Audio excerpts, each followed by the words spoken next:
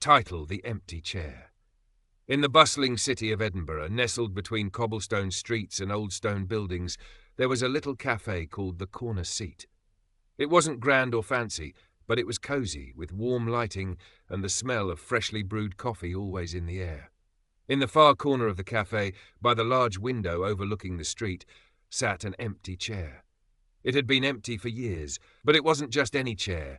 It was reserved for someone special, someone who never returned. The story began 5 years ago, when a young woman named Lily first came to the Corner Seat. She was an aspiring artist, always carrying a sketchbook and pencils. The corner seat by the window became her favourite spot.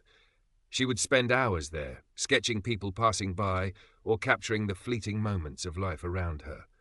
One rainy afternoon, a man named Ethan walked in, drenched and looking for shelter from the downpour. The cafe was full, except for the seat across from Lily. "Is this taken?" Ethan asked, his voice polite but hesitant. Lily looked up, her green eyes meeting his. "No, it's all yours," she said with a smile. That moment was the start of something extraordinary. Ethan was a writer, and just like Lily, he loved the cafe's quiet charm. Over time, the two became friends, sharing stories, dreams, and laughter over steaming cups of coffee. Lily would sketch while Ethan wrote, and their conversations flowed as naturally as the rain on the cafe's windows. As weeks turned into months, their bond deepened. Ethan admired Lily's fearless creativity, while Lily found solace in Ethan's thoughtful words. Together, they dreamed of a future where their art and stories would inspire the world. But life, as it often does, had other plans. One day, Ethan walked into the cafe with a letter in his hand and a heavy heart. He had been offered a job abroad, a chance to publish his book, an opportunity he couldn't refuse. "I leave next week," he told Lily, his voice barely above a whisper. Lily tried to smile, but her heart sank. "That's amazing, Ethan. You should go." They promised to keep in touch, to write letters and visit each other. But promises, like fragile paper, can easily tear. Ethan left, and the chair across from Lily became empty. At first, there were letters, long, heartfelt messages filled with stories of new cities, new people, and the ache of missing each other. But as time went on, the letters became fewer, the words less frequent, until eventually they stopped altogether.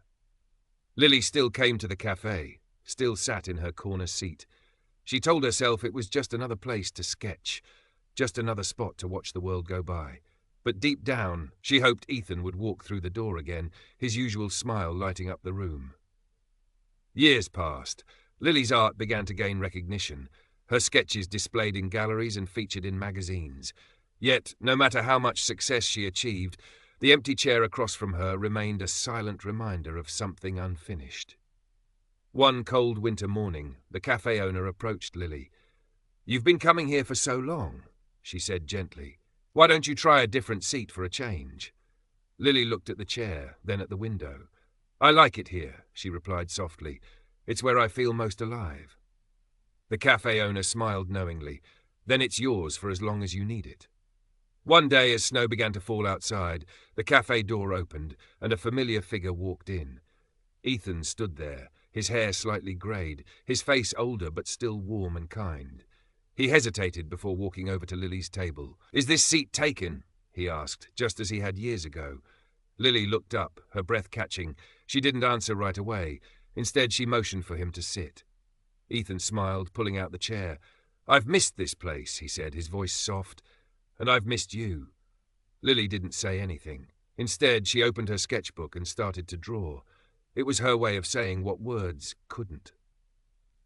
The empty chair wasn't empty anymore, and though the years had changed them both, some things remained the same. The warmth of the cafe, the quiet hum of life around them, and the unspoken connection between two people who had always belonged in the same corner of the world.